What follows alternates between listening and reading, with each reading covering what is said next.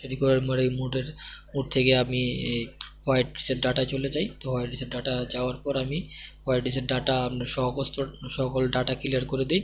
সকল data clear করে দেওয়ার পর ফোনটা প্রপারলি চালু হয়ে যায়। তো চালু হতে অনেক সময় নিয়েছিল, সেই ভিডিওটা আমি দেখানো দিই। সেই ভিডিওটা দেখাতাম তাহলে ভিডিওটা আরও অনেক বড় হয়ে যেত।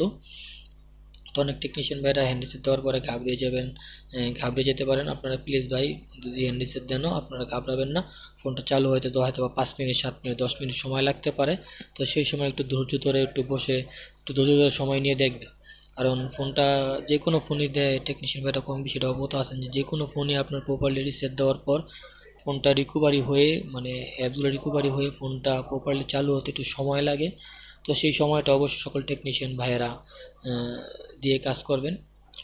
অনেক টেকনিশিয়ান নতুন টেকনিশিয়ান ভাইরা হয়তো বা ঘাবড়িয়ে যেতে পারেন, ফোনটা আমি রিসেট দেওয়ার পর ফোনটা চালু হচ্ছে না, তো নিশ্চয়ই ফোনটা ঝামেলা আছে, সমস্যা আছে। তো এমন কিছু ভাবার কিছু নাই ভাই, একটু ফোনটা চালু হতে সময় লাগতে পারে।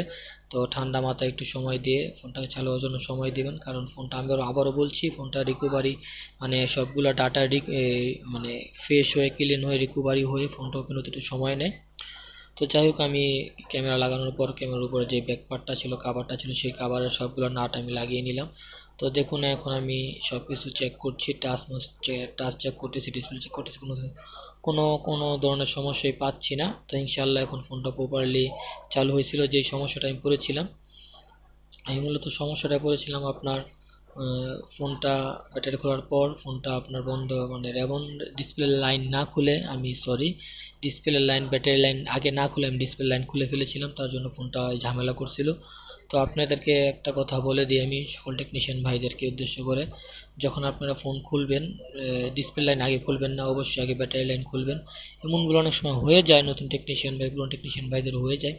তারপরে যদি আপনি সতর্কতা অবলম্বন করেন তো ইনশাল্লাহ আপনার আর এই ভুলটা হবে না। সেই ক্ষেত্রে আপনি একটু সেফ থাকলেন, ভালো থাকলেন, আপনার কাজগুলো করতে ঝামেলা হলো না। আর আপনিও ঝামেলা করলেন না, কোনো ধরনের প্যারা নিলেন না আপনি। কিন্তু এই যে প্যারাটা আমি নিয়ে কাজ করলাম ভাই, সত্যিকার অর্থেই খুবই ঝামেলা হয়ে গেল। মানে আপনার মানে ভিডিওটা প্রায় আমি কাজ করছি প্রায় 1.5 থেকে 2 ঘন্টা, আমি 1.5 থেকে 2 ঘন্টার ভিডিও তো আপনাদেরকে দেখাতে পারছি না। তো তার জন্য আমি যতটুকু পারছি ভাই আপনাদের সাথে শেয়ার করার চেষ্টা করতেছি। তো আমি একটু টুকটাক ময়লা দেখতে পাচ্ছি যে ফ্রেমের উপরে, কারণ আমি এখন ব্যাকসেলটা লাগাবো, যদি ঠিকঠাক মতন যদি পরিষ্কার না করে ব্যাকসেলটা লাগাই তাহলে হচ্ছে ব্যাকসেলটা সুন্দরভাবে বসবে না। আর যেহেতু কাজটা করেছি এতক্ষণ সময় দিয়ে, কাজটা যেন সুন্দরভাবে প্রপারলি সেটা আমি চেষ্টা করব যাতে করে কোনো সমস্যা না হয়। তো আমি ফাইনালি দেখুন আমি ব্যাকসেলটা লাগিয়ে নিলাম, লাগানোর জন্য প্রস্তুত নিয়ে নিচ্ছি। সেটা লাগাবো, এখনো লাগানো হয়নি।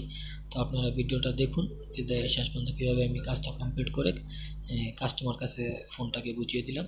তো সাইডে হালকা পাতলা যেহেতু আগে গাম মানে বেশি লাগানোর জন্য আমি গাম ইউজ করেছিলাম, তো সেই গামটা এখন শুকিয়ে গেছে, তার জন্য ওই গামটাকে একটু পরিষ্কার করে না নেই তাহলে হয়তো ব্যাকসেলটা ভালোভাবে বসবে না।